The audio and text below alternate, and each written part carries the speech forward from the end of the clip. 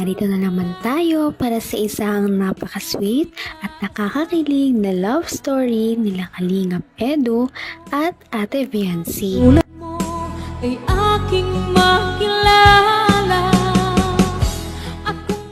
Para sa pagpapatuloy ng ating love story ay nandito na naman ang Kalingap team at si Ate Viancy. Ito nga ang pagpapatuloy ng kanilang amusement park adventure. Noong nakaraang video nga natin, nakita natin kung gaano katapang ang EDC Love Team pagdating sa mga rides. At dito nga makikita natin kung gaano sila kalakas sa paghiyaw at gaano sila nag-enjoy. Yan ay inyong makikita sa ating nakaraang video. Ngayon naman ay ang pagpapatuloy nito dahil meron na naman silang bagong sasakyan. At yan ang ating aabangan dahil panigurado na mas marami din sila ngayong mga kilig moments na ating masusubaybayan. At ito na nga ang mga nangyari.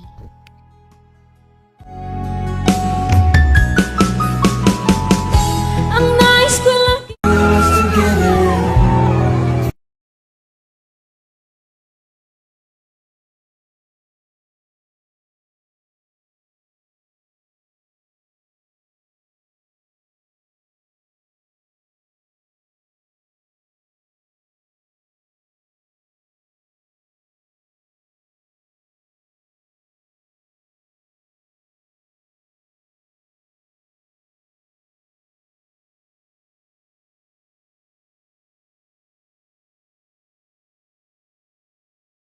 na rides. Last rides na to. Kasi ayaw mo na eh. Ayaw mo na, no?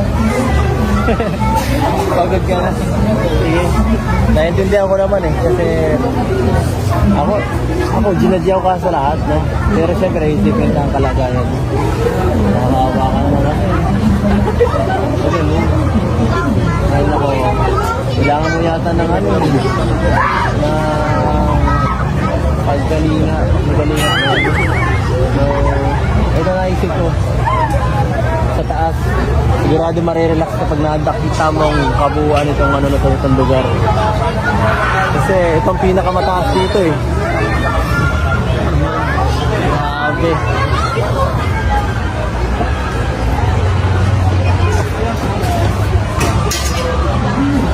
kung ano ako'y tanggap mo na.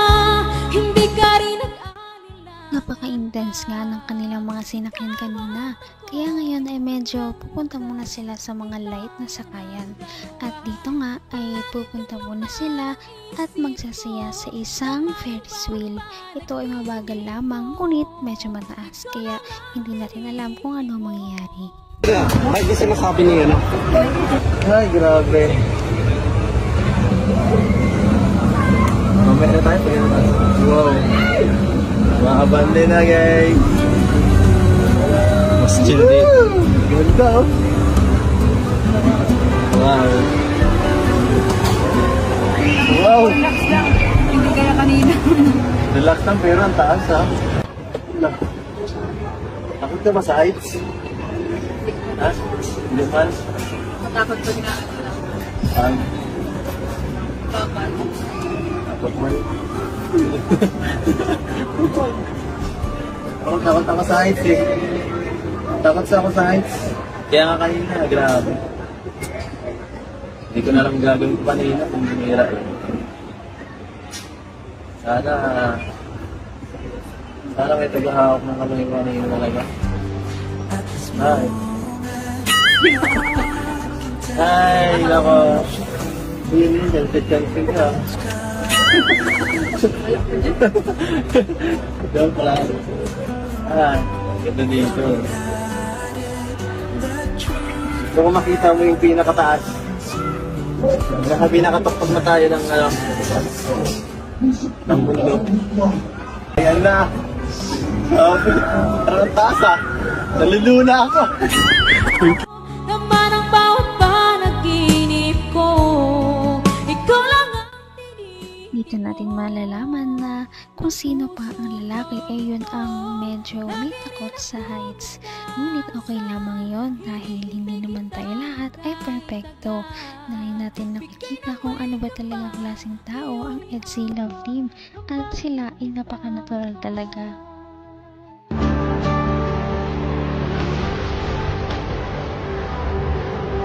Grabe! Ibang klase dito, bro!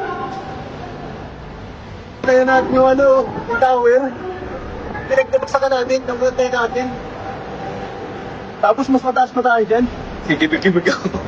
Nakakapahan ako, ha. Seryoso po, hindi ako masyado nasa height pa ganito, ha. Taas talaga natin.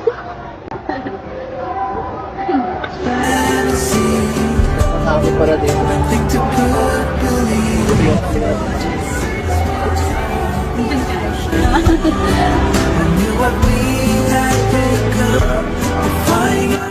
Diba yan? Mura pa joke, hindi na ako natulog kumak.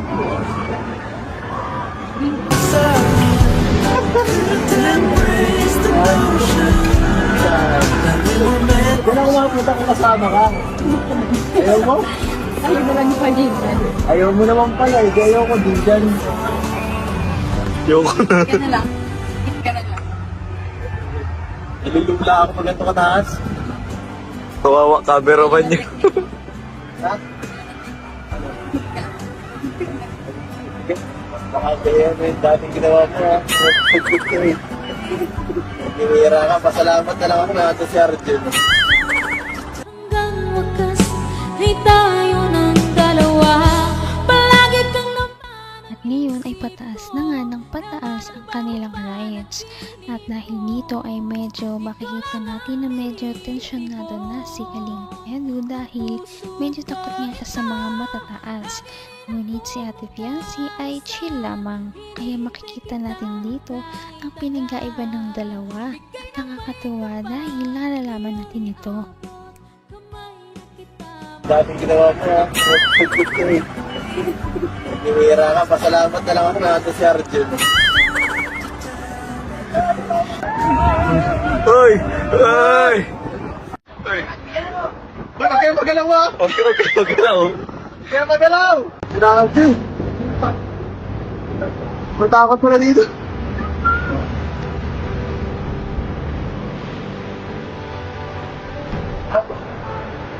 Manakakot sa akin. Alam mo na bang link? Hindi ako nag-iinarte ha. Natakot na talaga ako dito. Pihira. Alam mo gano'ng kataas to?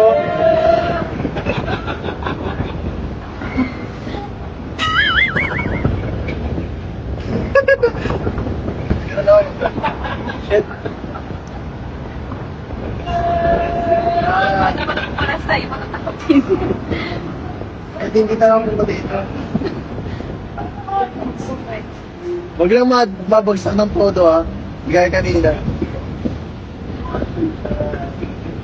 Sa magpapogs ng kamay ko.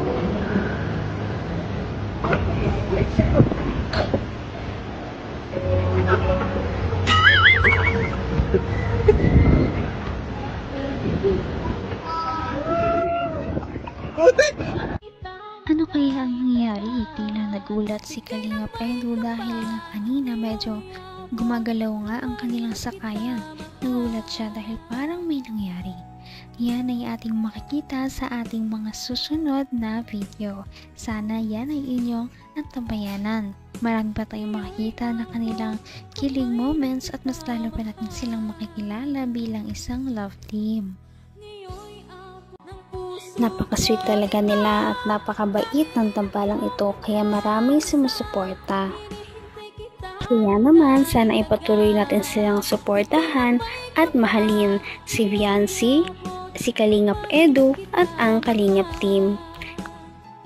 Yun lamang at maraming salamat sa panonood. Abangan natin kung magkakatuluyan ba talaga si Kalingap Edu at Fiancé. Hanggang sa muli! Bye!